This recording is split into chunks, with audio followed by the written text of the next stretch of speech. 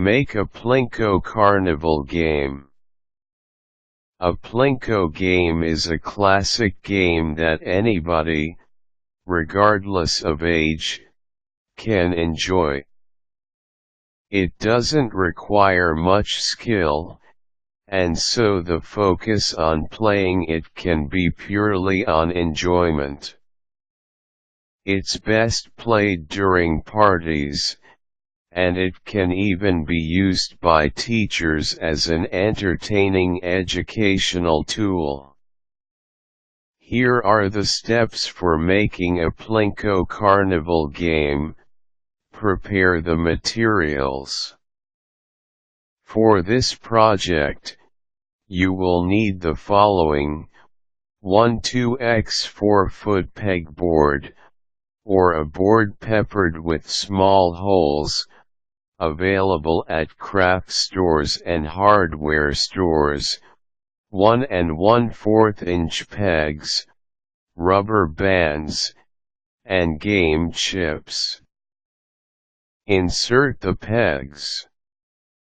Orient the board vertically, that is, it should be 4 feet high and 2 feet wide. Count a few rows below the topmost row of holes on the pegboard, and then start inserting the pegs in one vertical row. You should insert 10 pegs in this first row. Make sure that you place these 10 pegs in the centermost area of the pegboard. Also, you should allot one hole in between each peg. Skip a row of holes, then insert the pegs to form the second row of pegs.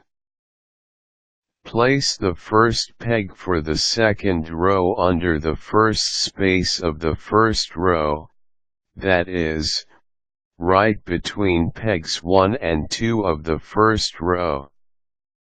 You should continue placing the pegs under the spaces of the first row. You should place 10 pegs for the odd-numbered rows, that is, rows 1, 3, 5, 7, 9, 11 and 13, and 9 pegs for the even-numbered rows, that is, rows 2, 4, 6, 8, 10 and 12. Again, make sure that you leave a row of holes blank before you move on to placing the pegs for the next row. Every time you insert pegs on an even-numbered row, you should place it below the space in between 2 pegs above.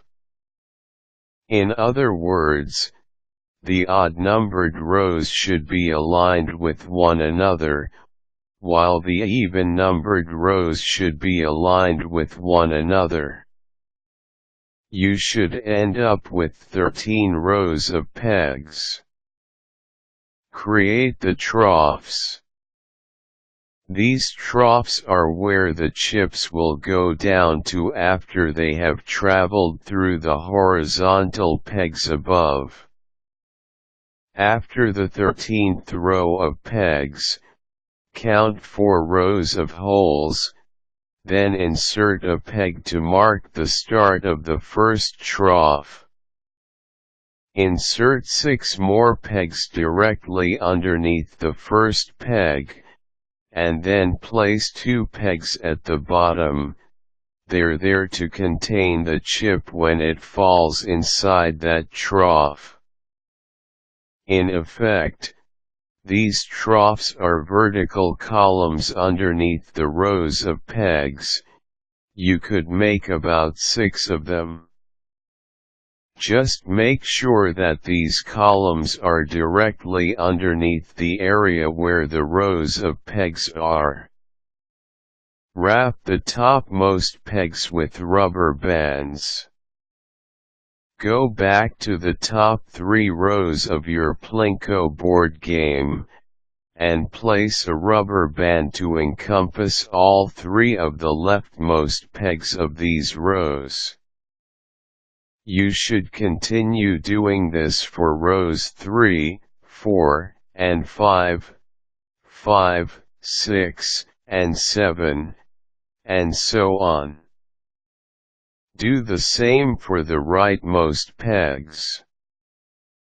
The point to this step is to create a bumper to prevent the chips from bouncing out of the board once they are dropped to the rows.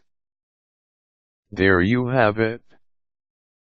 These are the simplest steps to take if you want to make a Plinko carnival game. You could also decorate the board with paint if you are so inclined.